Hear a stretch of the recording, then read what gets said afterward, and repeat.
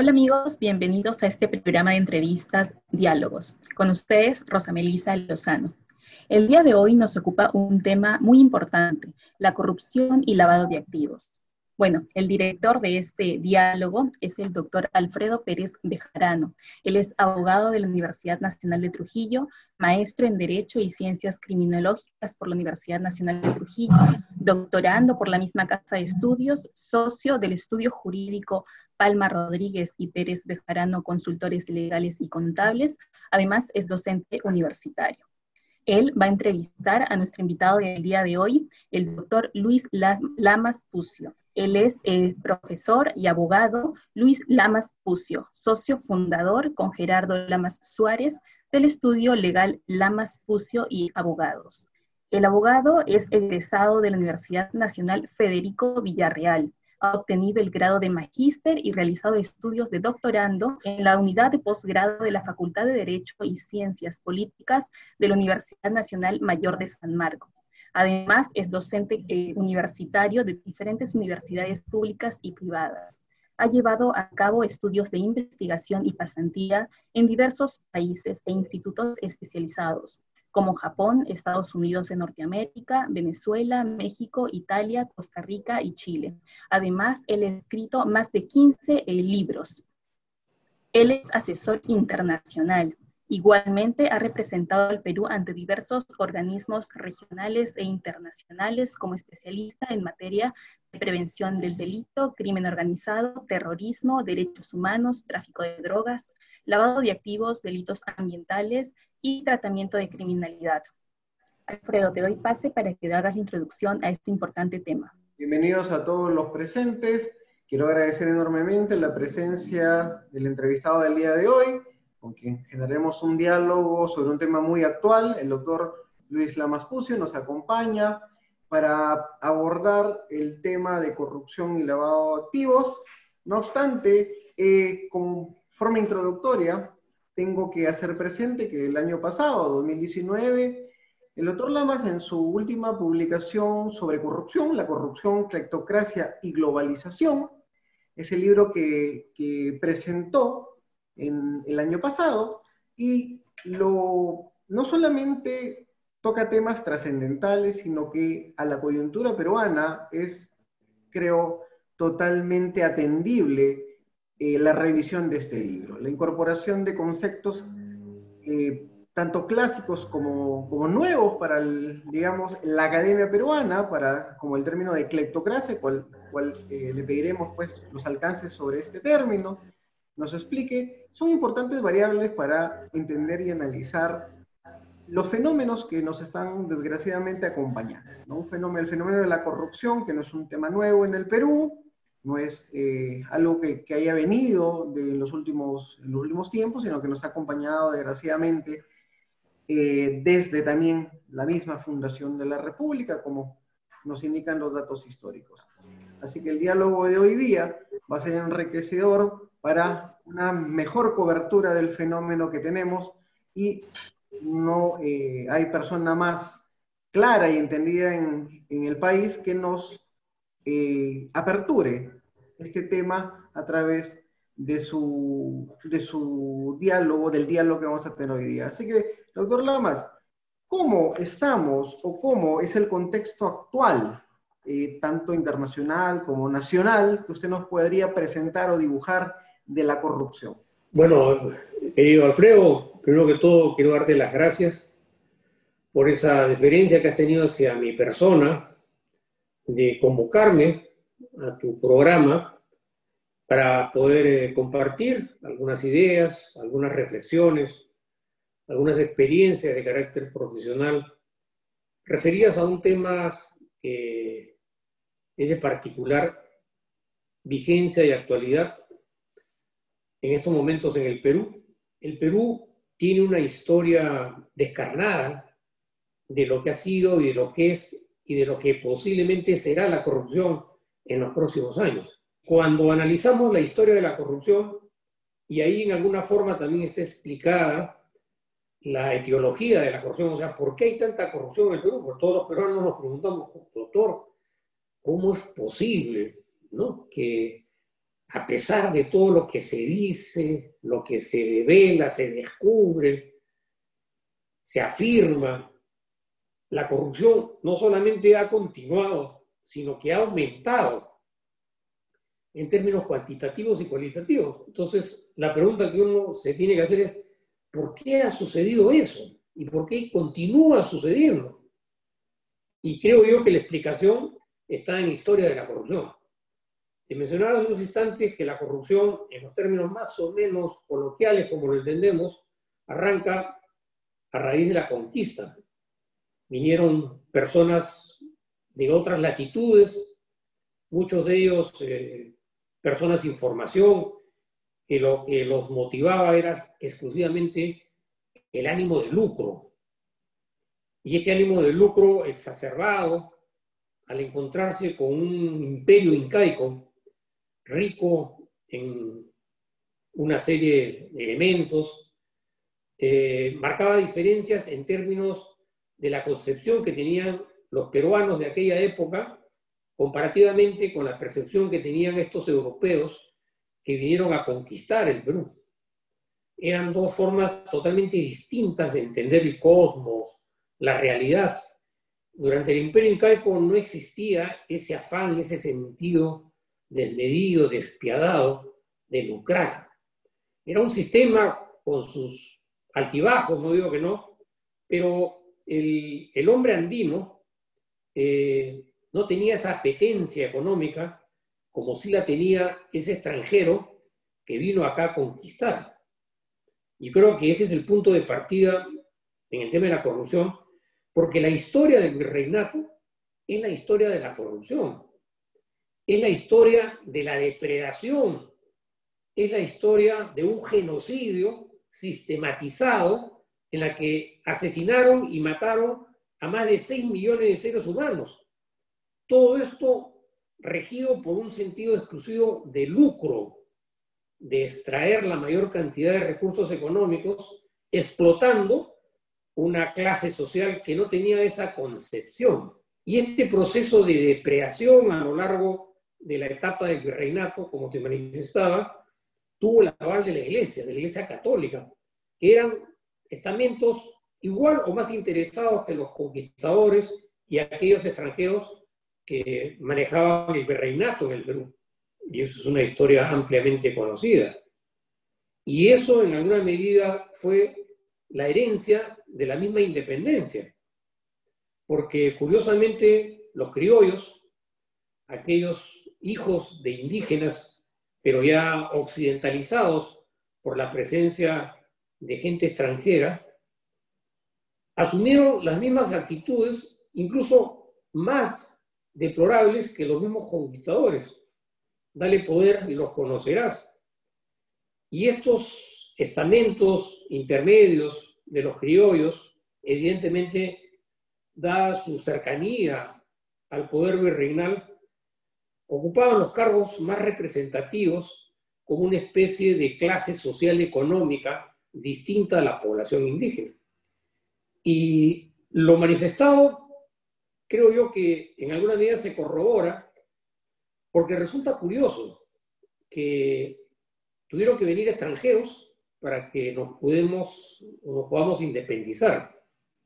La clase gubernamental y dirigente, antes de la independencia, eran los más interesados en que en el Perú no se independizara ante el temor de perder sus poderes ubicados dentro de la función pública.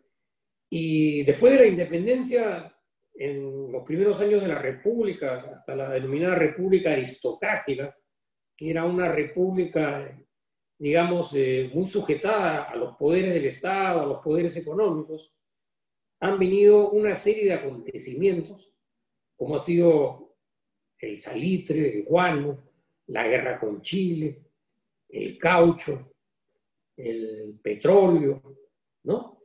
¿Y por qué hago esa vinculación entre la historia oficial y la historia de la corrupción? Porque si esos recursos que se robaron al Estado hubieran servido para invertir en materia de educación, en materia de crecimiento, de prosperidad y de desarrollo, porque estamos hablando acá de sumas millonarias, de todo lo que el Perú dejó de percibir como Estado para beneficio de unos grupos inescrupulosos que, aprovechándose de la gobernabilidad, lo único que hacían era robarle al Estado.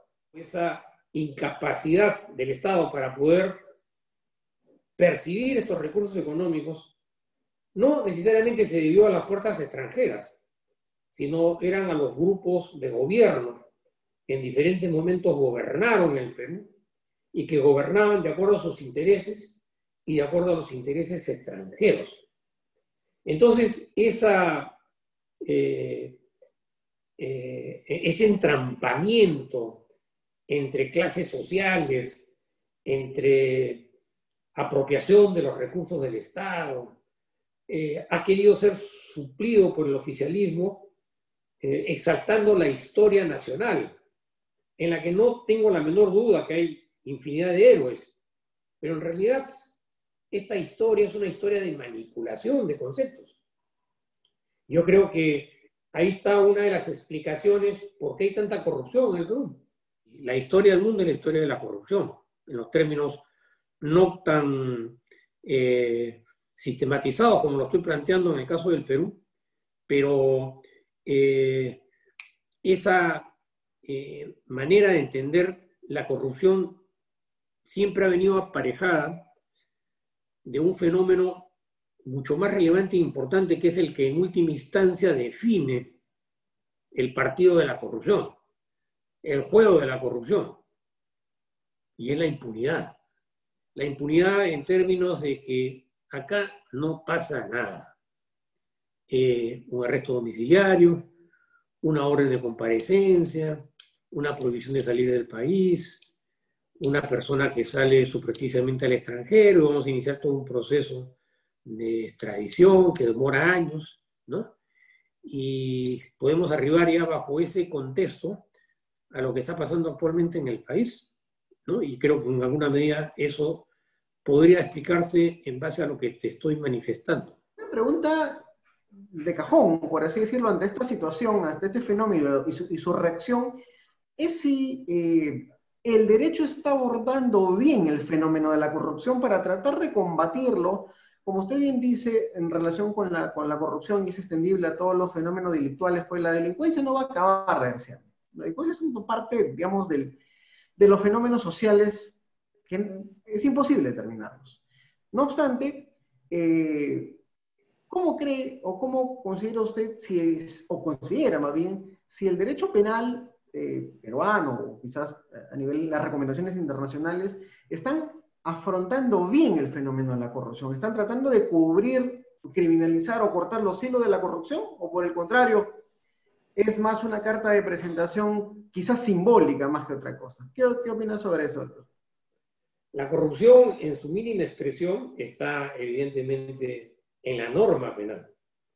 Pero hay una zona gris mucho más amplia de infinidad en la que están presentes infinidad de actitudes, comportamientos y decisiones que no están calificadas como delitos y que, sin embargo, desde el punto de vista de la etiología, la ética, la moral, la transparencia, el bienestar social, largamente deberían ser calificadas como actividades corruptas. Por eso que el primer obstáculo que surge para interpretar la importancia del derecho penal es el sistema normativo. En segundo lugar, porque en el caso específico del Perú, el derecho penal es un derecho penal importado. Es un derecho penal que viene del extranjero, que viene de sociedades, de culturas, con otro tipo de esquemas totalmente distintas y diferentes a nuestros problemas de carácter nacional, y que evidentemente siempre sujetado a los esquemas de poder, lo mejor es recurrir a la experiencia extranjera. Y estas escuelas de derecho que posiblemente en épocas pasadas del positivismo tuvieron mucho éxito En el caso del medio nacional, la evidencia más clara de este desfasamiento entre teoría y realidad es el sistema de justicia penal, ¿no? En los términos más o menos como te lo acabo yo de explicar, porque es un sistema de justicia poco creíble para el común denominador, es un sistema de justicia penal más interesado en reprimir formas tradicionales de criminalidad que tiene que ver mucho con las clases sociales, con las clases económicas, y que evidentemente cuando se trata de atacar la corrupción siempre van a buscar algunos funcionarios de bajo nivel, en la cual el escarnio se hace evidente, ¿no? En la pena privativa de la libertad, en los medios de comunicación exaltan el acontecimiento y aparecen las continuas promesas de que esto no va a quedar impune, ¿no? Pero esos hechos se van desvaneciendo con el paso del tiempo y la metodología corrupta continúa operando bajo los mismos términos. Y creo yo que esas experiencias en materia de derecho penal, si bien es cierto, son loables para algunos connacionales que han tenido la posibilidad y la suerte de estudiar en el extranjero, cuando vienen acá se encuentran a una realidad totalmente distinta y diferente. Pero además hay dos factores, ¿no? La teoría pura del derecho penal en los últimos tiempos confronta también una profunda crisis en términos ideológicos. Es decir, élites que han estudiado el derecho penal, pero que se ve esta cultura jurídica plasmada en la enseñanza del derecho, en las escuelas de derecho, que evidentemente tienen una orientación de carácter político. Esa ideología en cuanto a la aplicación de la ley penal después se aplica por parte de quienes han estudiado bajo esos términos y evidentemente porque están en la obligación legal de tener que ejercer esa experiencia académica en las decisiones que toman. Pero cuando tú le haces una pregunta al ciudadano común y corriente, ¿qué entiende o qué entendería cuando lee una sentencia de carácter penal? Es inentendible, cuando en realidad la función del derecho penal, el rol del sistema de justicia, está direccionado exclusivamente para atender a los justiciables y a los ciudadanos. El derecho penal está desconectado de la realidad, no solamente en términos ideológicos, sino también en términos operativos. ¿Qué cosa pasa? La justicia penal, para hacer un poco más resumida la respuesta, tiene dos grandes esferas en las que opera, digamos, ¿no? El control penal. La esfera judicial y la esfera penitenciaria. Son dos esferas diametralmente distintas, bajo una percepción totalmente diferente. Incluso, desde el punto de vista de su ejecución, en el sistema de justicia penal lo que se persigue es castigar a una persona, es sancionarla porque ha cometido un delito. Y toda la secuencia explicativa de un proceso penal está direccionada, entre otras cosas, a reconstruir un hecho pasado, a hacerle un análisis de carácter jurídico para poder plantear la imputación. A partir de esta imputación, entendemos que los hechos que son objeto de imputación están correlacionados a los hechos fácticos que se encuadran dentro de la norma penal. Y una vez que se ha debatido durante 1 año, 2 años, 3 años la responsabilidad penal de un sujeto, de un justiciable, el sujeto es condenado. Una vez que es condenado, el sistema de justicia se desvincula del condenado. El condenado va a pasar al sistema penitenciario. En el sistema penitenciario, en el sistema carcelario, no tiene importancia el análisis jurídico del comportamiento porque se supone que ese comportamiento ya ha sido objeto de análisis. ¿Qué cosa es lo que va a primar ahí? La resociabilización, la rehabilitación, la exención, el perdón, la amnistía, una serie de hechos que en realidad no tienen mayor vinculación con el análisis jurídico que se hizo del comportamiento sobre la base de los principios jurídicos que están en la parte general del Código Penal, cuando en realidad ahí lo que va a primar es la asistencia social, la pedagogía, la rehabilitación. Y creo que es importante señalar, ya que estamos hablando de las cárceles, preguntarnos por qué hay países que han tenido que cerrar las cárceles, países que ya no tienen delincuentes. No digo que un país esté exento de determinado tipo de patologías de carácter mórbido por parte de delincuentes que existen en todas las realidades. Pero en términos sociológicos, la mayor cantidad de activos de las cárceles en el Perú son personas que provienen de los recursos o de los estratos sociales más pobres. Entonces, ese fenómeno, evidentemente, ahora hay que trasladarlo a esta transformación que se está produciendo y que se ha producido en el mundo ya desde algunas décadas respecto al tema de la globalización. ¿Usted considera que, ya llevándolo a los casos que está viviendo Perú, estos casos emblemáticos, realmente se está utilizando racionalmente el derecho penal para la lucha contra la corrupción e incluido de frente ya el lavado de activos? ¿O considera que por el contrario seguimos en esta lógica de instrumentalización y de sola represión? La primera reflexión que tendríamos que plantearnos es que el fenómeno del lavado de activos es un fenómeno global. Es un fenómeno eminentemente transnacional. No digo que no haya casos de lavado de activos, pero son minúsculos en comparación al flujo de capitales que se moviliza a nivel global. Y además, muchos de estos casos de lavado de activos a nivel nacional están vinculados con intereses foráneos, como es el caso del tráfico de oro. Quienes son los más interesados en adquirir oro en el Perú son los suizos. Suiza pues, es un país que tiene una larga trayectoria histórica en materia de lavado de activos y lavado de dinero, ¿no? Pero ellos se manejan muy formalmente, o sea, su imagen de un país democrático, un país en la que existe la paz social, la igualdad para ellos. Pero nadie sabe lo que hay bajo tierra, que es una historia particularmente tenebrosa. Pero yo sí creo que hay una doble moral en el tema del lavado de activos, porque, como manifesté hace unos instantes, los más interesados en que exista lavado de activos son aquellos que van a guardar el dinero del lavado de activos. Entonces, te imaginarás los márgenes de ganancia que tienen con la inversión del dinero sucio o el dinero digitalizado, porque hay un universo de instituciones, empresas y negocios que funcionan a nivel global en la que es materialmente imposible hacer una separación entre dinero limpio y dinero sucio. Por emplear un término folclórico, digamos, ¿no?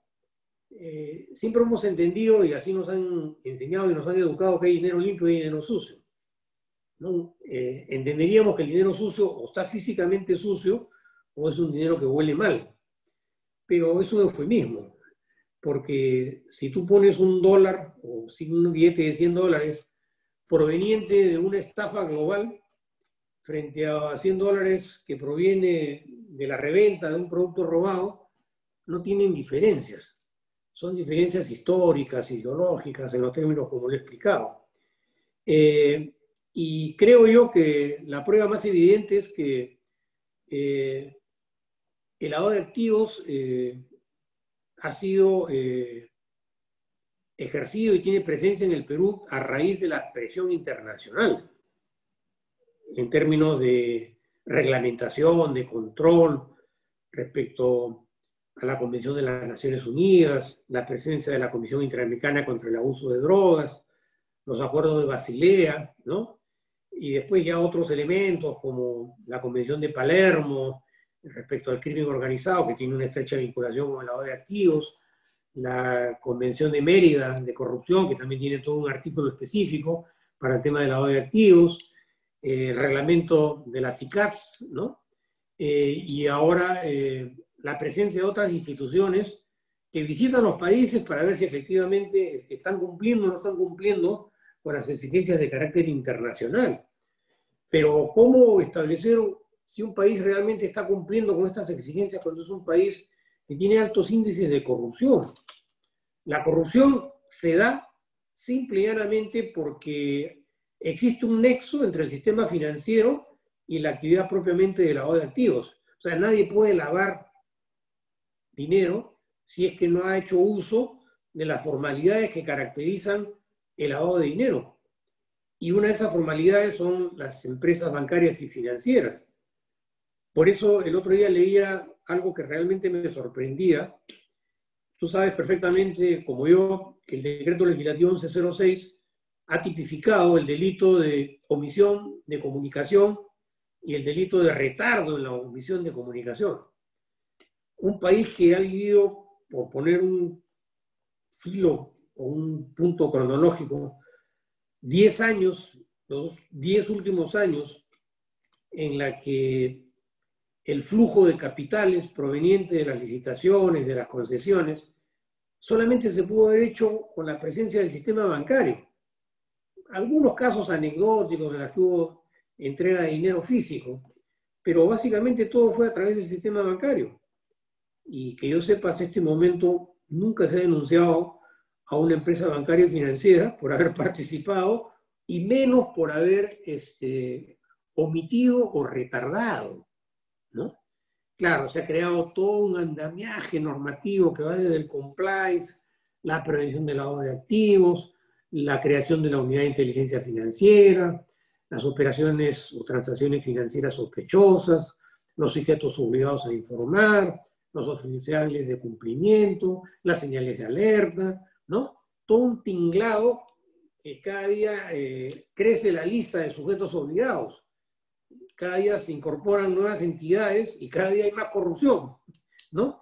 Entonces, yo realmente no encuentro una lógica ética, moral, que denote una verdadera voluntad política para luchar contra el lavado de activos. El régimen anterior de Pedro Pablo Kuczynski emitió un dispositivo a través del cual se podría repatriar capitales de los paraísos financieros y se dieron oportunidades a muchas personas que tenían, no sé si era dinero sucio o dinero limpio, incluso se les eximía de responsabilidad penal y no tenían necesariamente por qué constatar cuál era la fuente de esos ingresos, ¿no?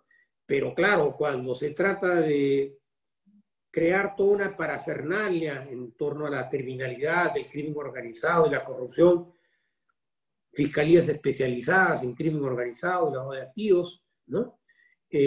Jueces especializados, órganos administrativos, policía especializada, en fin, toda una parafernalia, ¿no? El tema del concepto de democracia, ¿no? El concepto de democracia que tenemos, que formalmente tenemos, que hemos heredado, nos hemos cultivado y usted menciona bien, se nos ha criado con ciertas ideas, ¿no? Tenemos la idea de la democracia como la idea correcta para nuestro Estado. No obstante, y con esto quiero vincularlo con esta palabra extraña quizás para algunos de nosotros, y que usted la pone como una de las variables, como uno de los temas, de los ejes temáticos en su libro, la cleptocracia. ¿Cómo vinculamos estos dos elementos que en su libro se relacionan, y obviamente no es una relación positiva, ¿no? Ahí donde confluyen varios actores, que usted ya ha ido mencionando, los actores económicos, políticos, incluso las empresas mismas, ¿no? Como uno de los elementos de esto. ¿Cómo podríamos, doctor, en su definición y la explicación de este término y la dinámica con la democracia, doctor, me gustaría escucharlos en ese sentido? El concepto de cleptocracia desarrolla un conjunto de ideas que están básicamente centradas entre lo que significa el uso del poder económico y el uso del poder político. Esta conjunción de componentes le dan una mayor vitalidad a la corrupción. No solamente porque se trataría solo de conductas reprochables de acuerdo al Código Penal, sino porque en la conjunción de factores, tanto en la política, en el ámbito económico y evidentemente en el contexto de lo que es la partidocracia, lo que plantea es que quienes ejercen la gobernabilidad lo hacen a través de la actividad corrupta, una actividad de corrupción que no está exclusivamente definida de acuerdo a lo que está establecido en el Código Penal, sino que la cleptocracia también se desenvuelve en una zona gris, ¿no? Respecto a una serie de actitudes y comportamientos que no están definidos ni son objeto de reproche dentro del sistema normal, penal, sino que, en otras palabras, es el gobierno de los corruptos, ¿no? Una gobernabilidad, en algunos casos, por supuesto, estigmatizada o ratificada por casos de soborno, de extorsión, de lavado de activos, ¿no? Pero en realidad ese es un apéndice de un fenómeno mucho mayor, que tiene relación con la partidocracia, que tiene relación con el mal uso de la política, que tiene estrecha relación con el engendro económico que se esconde detrás de todo esto, porque en realidad quienes definen el curso de la historia es el poder económico, ¿no? O sea, un país, ahora más que nunca, que no tiene un sistema bancario y financiero lo suficientemente sólido y consistente, es un país en bancarrota, ¿no? Entonces, el poder económico, el poder a través de las empresas, tiene una particular presencia. Lo que hemos visto y vemos en el Perú en los últimos años es la presencia del poder económico, ¿no? Una serie de actividades, como es el caso del cartel de la corrupción, ¿no? O el club de la corrupción, porque ahí también hay una idea interesante, ¿no? Una cosa es el cartel de los cuellos blancos y otra cosa es el club de la construcción, ¿no? O sea, ahí nomás nos damos cuenta de cómo se manejan los términos para poder describir una realidad. Y lo que te quería manifestar también era algo interesante, ¿no? Cuando entró en vigencia el nuevo Código Procesal Penal en el Perú, las expectativas pues eran realmente muy alentadoras, ¿no? Y no dejaban de tener razón porque la racionalidad en cuanto a la utilización del sistema de justicia penal a través de la tutela, en la indagación, la investigación preventiva o preliminar, el control de la acusación, hacía pues que se depuraran los casos para que solamente pudieran llegar a las instancias correspondientes los casos que habían sido totalmente examinados y evidentemente se trataba de actitudes o comportamientos relacionados a la tipicidad penal. Tanto es así que la Corte Suprema ahora tiene un rol solamente casatorio, a diferencia de lo que era el antiguo Código de Procedimientos Penales. Pero eso también tiene mucho de relatividad, porque estas iniciativas reformadoras del sistema procesal penal han empezado a decaer de manera notable en los últimos tiempos, primero en términos de análisis de la temporalidad de los casos. Ahora los juicios pueden durar 4 o 5 años, más de lo que duraban los procesos con el antiguo Código de Procedimientos Penales, que se decía que era un código inquisitivo, un código anacrónico, que había sido promulgado en el año 1940, cuando la realidad social, económica y jurídica del país era muy distinta, y que a raíz del ingreso, de la incorporación de un código expeditivo, rápido, eminentemente democrático, defensor de las garantías, la justicia iba a verse aligerada de una manera significativa y solamente utilizada para casos muy selectivos. Pero eso se ha desnaturalizado, porque el tema de la cleptocracia, en los términos como lo acabo de explicar, está presente en actividades justamente de control, para poder ejercer sobre el control. Y creo que ahí está explicada la razón por la que una empresa corrupta, que corrompió, entre comillas, porque este experto en materia de corrupción barata, que es una persona particularmente entendida en lo que era la corrupción, manifestaba que la clase política más corrupta que había conocido en América Latina era la del Perú. En el Perú no había que buscar a los corruptos se tocaban la puerta, ¿no? Entonces, retomando un poco el tema, si esta entidad transnacional vinculada a la corrupción, dicho sea de paso, tuvo que ser revelada en los Estados Unidos, porque acá nunca hubiera pasado nada, hubiera sido objeto de control de acuerdo al sistema normativo, todo esto hubieran sido transacciones financieras sospechosas. Sin embargo, volviendo a la visión cleptocrática de la gobernabilidad o la cleptocracia, ¿qué cosa hicieron? Coparon toda la gobernabilidad para jugar a ganador, corrompiendo partidos, gobiernos, y en la que evidentemente la actividad económica empresarial era la égida que manejaba y conjugaba los esfuerzos entre las actividades políticas, las actividades democráticas y los partidos políticos, ¿no? Entonces, ese sería el nuevo perfil del político corrupto. Interesante término que, como concepto, que es tan abarcativo para la parte, lo que estamos viviendo, ¿no? Una coyuntura lamentable la que estamos viviendo. Doctor Luis Lamas, le agradecemos infinitamente. Desgraciadamente hay márgenes temporales para estos diálogos. Ha sido muy enriquecedora toda la charla, todo este diálogo que hemos tenido. Nos pone en perspectiva. Desgraciadamente algunas veces, digo desgraciadamente, que en un sentido reducido, por así decirlo, cuando somos abogados, nos tratamos de especializar mucho, o sea que no está mal en un tema técnico, pero hay que ver siempre el otro lado, ¿no? ¿Qué es el derecho si no es una expresión de una política determinada? No sé, contextualizarla. Y con lo que hemos conversado hoy día definitivamente nos pone en perspectiva para ver este análisis histórico y que puede ser visto no solamente para el fenómeno de la corrupción, sino que, como usted tiene evidencia, para otro delito, ¿no? Para la génesis, explicar la génesis de otros delitos. Antes de despedirme de usted, siempre los 2 últimos minutos le pedimos a nuestros entrevistados que nos den un mensaje a los estudiantes, operadores jurídicos, jueces, fiscales, sobre la importancia de la investigación para motivarlos y colaborar de esta manera con una reforma en la administración de justicia. Lo dejamos, por favor, con su mensaje en los 2 minutos, por favor. Todo abogado, a lo largo de su existencia, debe ser un estudioso particularmente interesado en temas de toda naturaleza.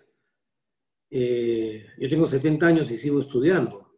Estoy a puertas de ingresar a un doctorado en el extranjero, porque el abogado necesita estar capacitado en términos de lo que significa no solo la interpretación y la ejecución de la ley, sino porque el derecho es parte, pues, de un conjunto universal mucho más mayor o mayor de lo que significa el tema propiamente normativo. Pero no puedo dejar tampoco de considerar que la profesión del derecho, el estudio, la enseñanza, sobre todo el estudio del derecho, va a tener momentos de mucha dificultad. A raíz de la recesión económica, del desempleo, de la pandemia, el mundo se ha reducido en términos de el espectro en cuanto al ejercicio del derecho. Muchos de los que empezamos o empezaron a estudiar derecho, su visión del futuro era muy distinta y muy diferente al futuro que hemos empezado a vivir, ¿no? Y como todos sabemos, en el Perú, una de las profesiones que tiene mayor acogida es el derecho, ¿no? Sin embargo, vuelvo a señalar estos fenómenos no solamente de orden sanitario, sino la incorporación de las relaciones digitales está reduciendo, por un lado, de manera significativa los espacios en los cuales se ejercía el derecho, y por otro lado, evidentemente, que también ha traído muchos beneficios, como es la experiencia que estamos viviendo en este momento, ¿no? Lo cual hace unos años atrás hubiera significado pues, tener que viajar a Trujillo, que dicho sea de paso, es una ciudad muy hermosa. Yo te consta que Yo cada vez que he ido a Trujillo he disfrutado mucho, tengo muchos amigos, pero eso ya es parte del pasado. Y se han reducido los espacios en los cuales la presencia del ejercicio del derecho, sobre todo el derecho liberal, está pues sometido a las relaciones económicas empresariales, cuya percepción en los momentos actuales implica un proceso recesivo bastante significativo, y no sabemos a ciencia cierta qué cosa es lo que pasará en los próximos meses o en los próximos años. Una de las profesiones más afectadas creo que va a ser el derecho en los términos como lo he explicado. Yo comparto esta preocupación con los estudiantes de derecho. He enfrentado a lo largo de mi vida grandes dificultades y ese es un mensaje que yo transmito a las nuevas generaciones, sobre todo a los estudiantes, de que evidentemente los más capacitados, los mejor formados, los más instruidos, son los que sobrevivirán ante este nuevo escenario, ¿no? Doctor, con mucha razón usted dice eso. Esperamos nosotros contar con una próxima participación suya. Le agradezco también a nivel personal haber participado en este programa y nuevamente mis agradecimientos y todas las consideraciones al tiempo, a la trayectoria que usted tiene y a la amistad que hemos generado en este tiempo. Con todos nuestros televidentes, les agradecemos su presencia y nos reencontramos en el próximo capítulo de Diálogos. Rosa Melissa, te doy el pase. Sí, Alfredo. Bueno, doctor Luis Lamas, muchas gracias por su participación, la predisposición para esta entrevista, debido al contexto de manera virtual. Muchas gracias a las personas que están siguiendo este programa, invitarlos a continuar viéndolo, porque se van a seguir tratando temas tan importantes como el día de hoy. Muchas gracias, doctor. Gracias, Alfredo.